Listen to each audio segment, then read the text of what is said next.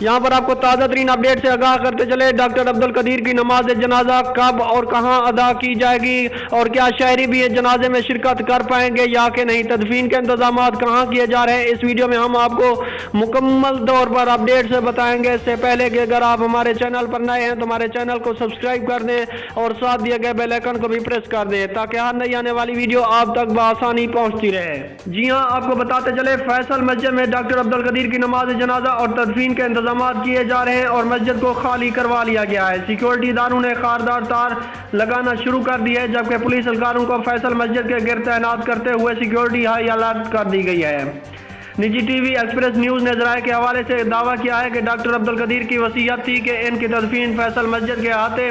में की जाए, ताहम अहल खाना की ख्वाहिश है कि तदफीन सेक्टर H8 में की जाए, लेकिन तदफीन का हतमी फैसला 2 बजे अहल खाना और हुकूमत के दरमियान मुशावरत से किया जाएगा। इम्कान ज़ाहिर किया जा रहा है कि डॉक्टर अब्दुल कदीर खां की तदफीन फैसल मस्जिद में ज़ियाउल हक के करीब होगी, ताहम अभी तक इस हवाले से सरकारी सतह पर तस्दीक नहीं हो सकी।